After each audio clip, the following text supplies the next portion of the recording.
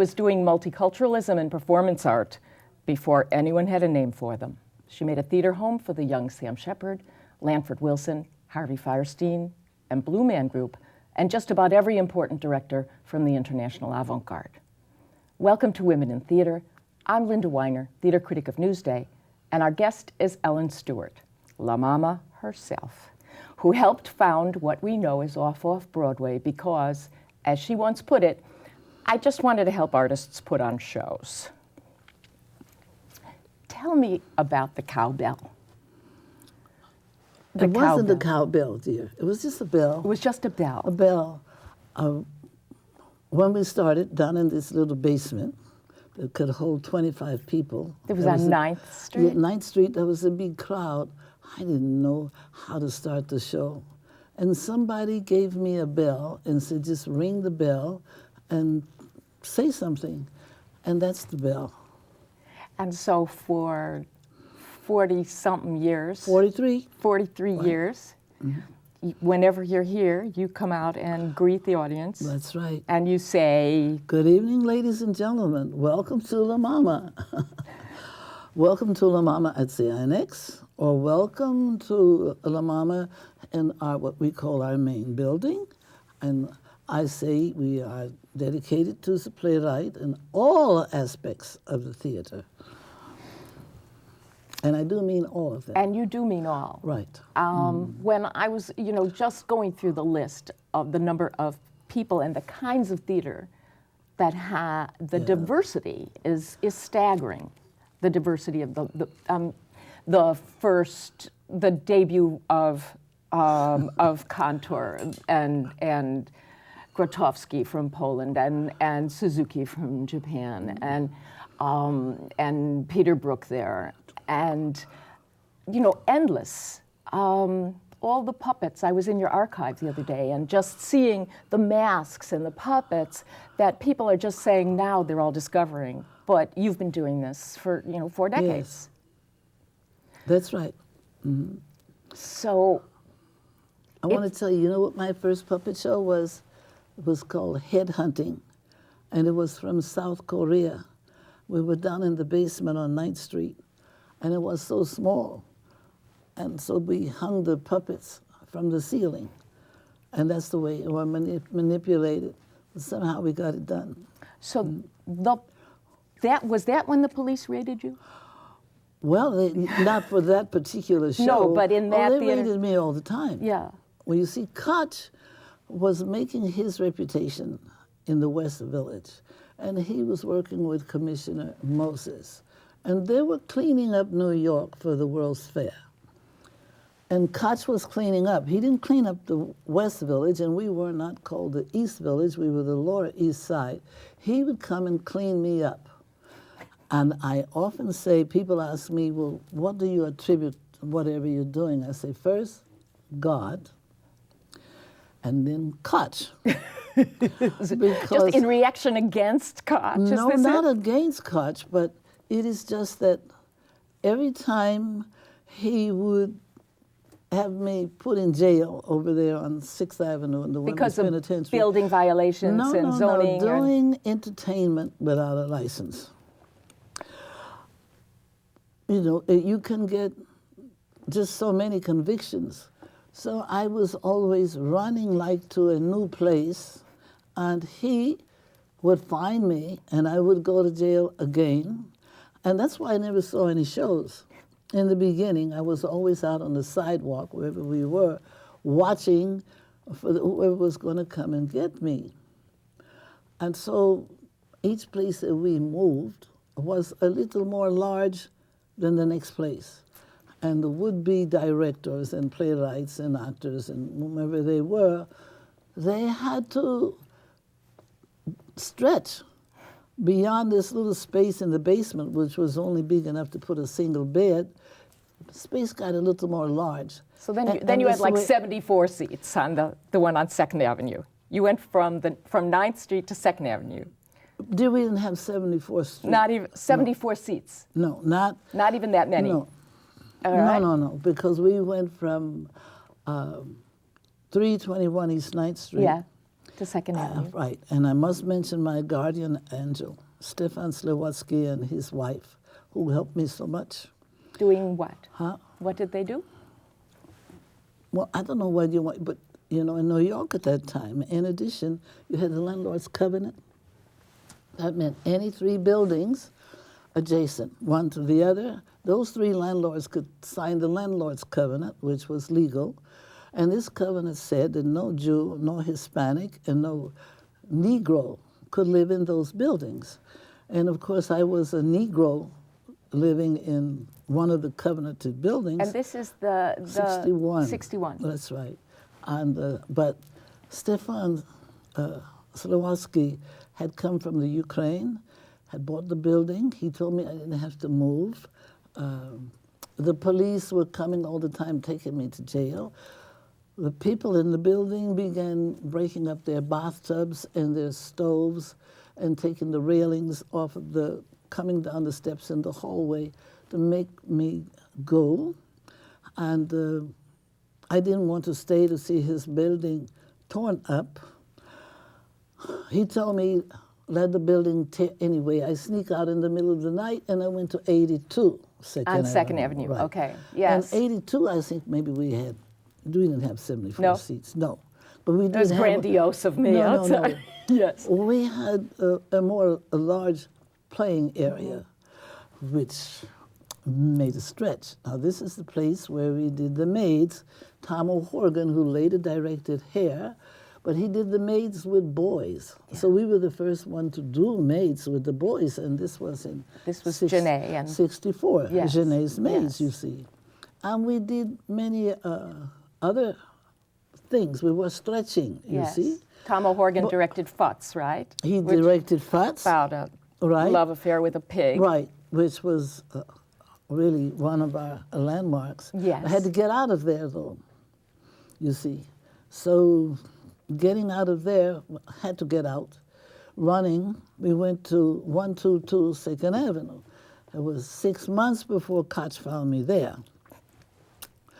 And I lasted in there until 68, I think March or April 68. I do remember the last thing that we did there was, I think Larry Look and Bill did something there. Then we had to get out. And we ran to 8th Street, Bowl and Board, and he let me have a loft over Bowl and Board. I didn't know And that's where we were until I met McNeil Lowry. I'm trying to tell you That's this. great. No. So this is the Ford Foundation and McNeil Lowry. Right. Yes. He came with his wife because, you know, I started going to Europe. We were taking the plays to Europe. And München at the Kammerspiel invited me to come and live in Germany with my group. And I was going to do that. However, somebody said, you know, they've got these foundations that give money. I don't know what any foundation is, but they suggested that I call, gave me the names, and I called around, and one foundation answered.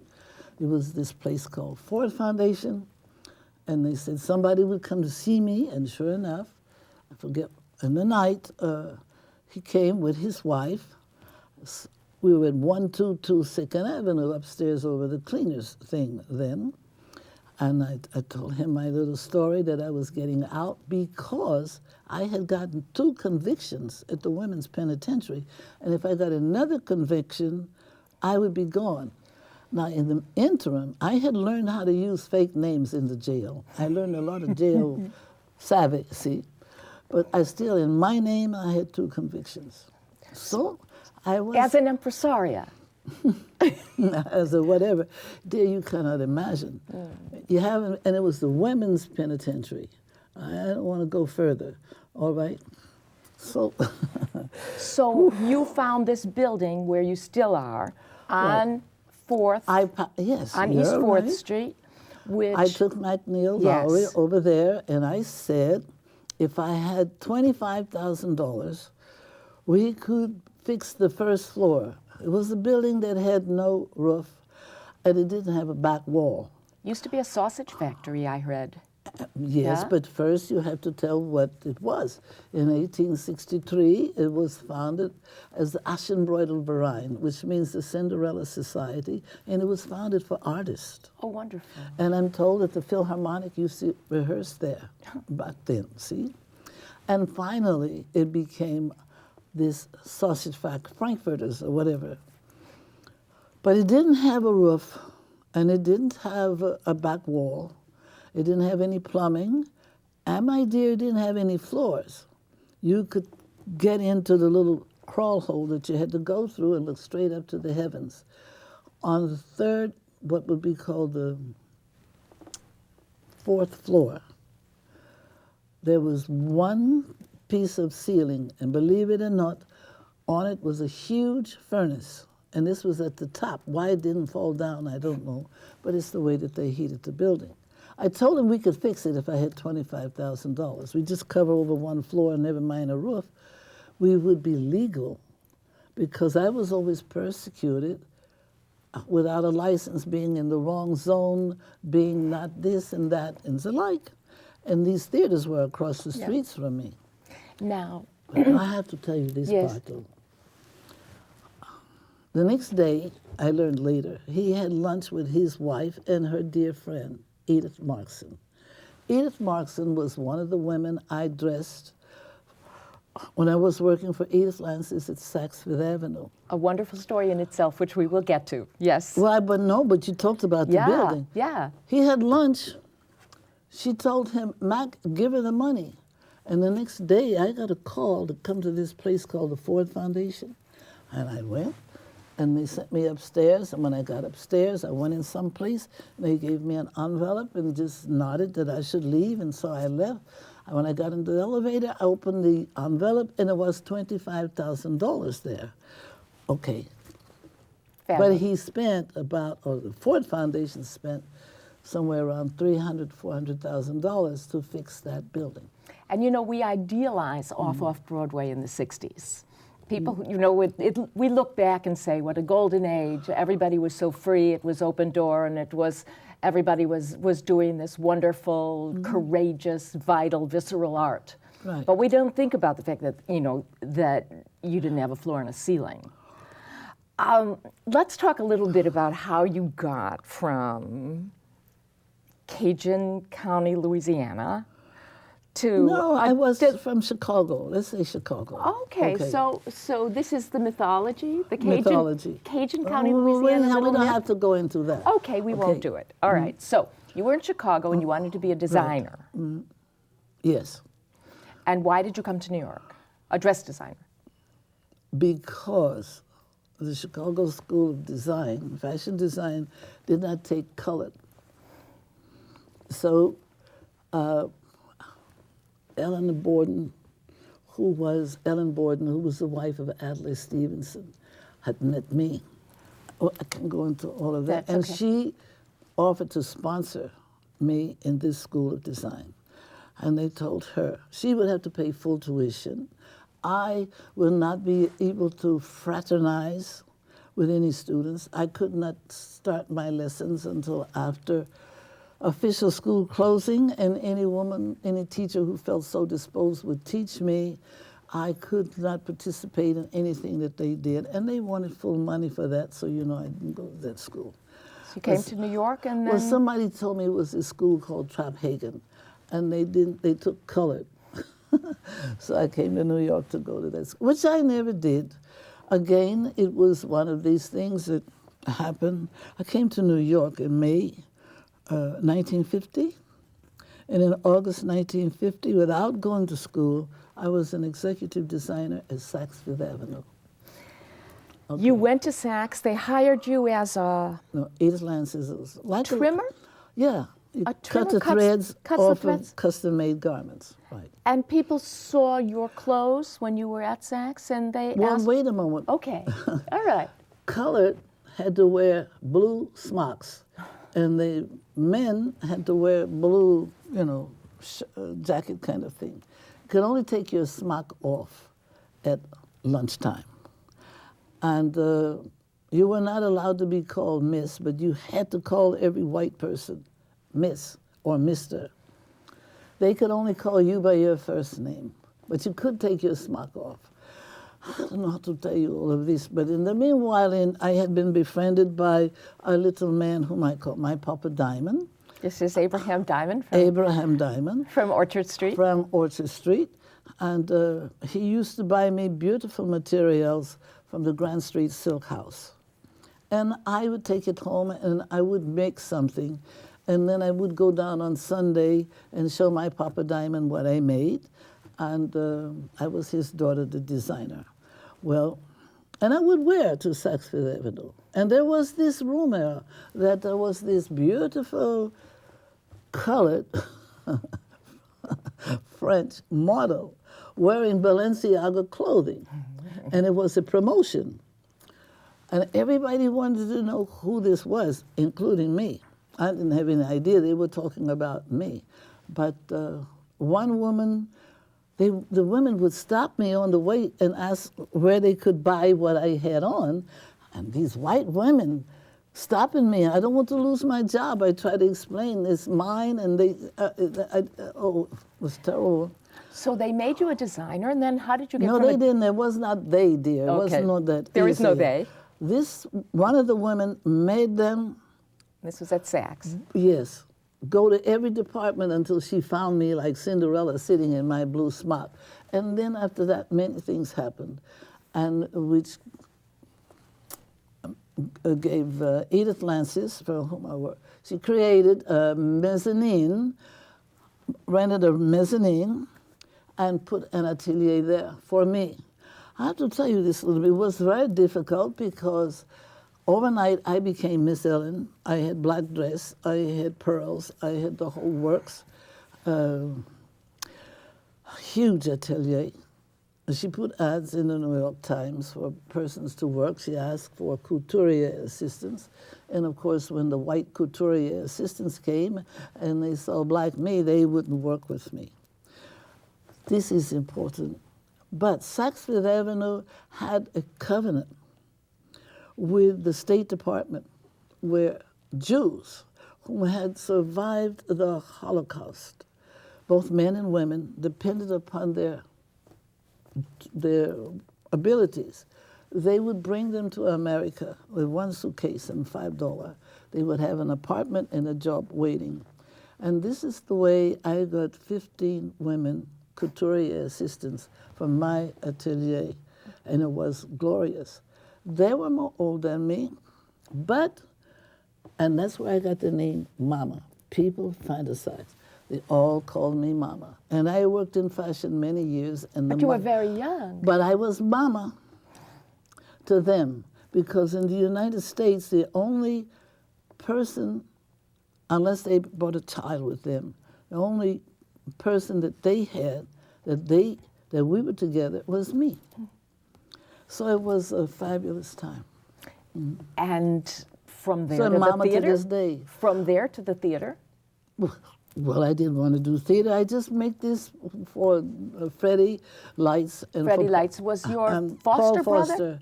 No, my mother used to take care of him. I see. Right, for his mother while she worked. But he was like a brother. Mm-hmm. And he had had some horrible experience on Broadway, and so you very disillusioned. Is that also a myth, or? No, it's not a myth. My brother wrote a play. Well, I'll tell you. In the first place, he came from Howard University.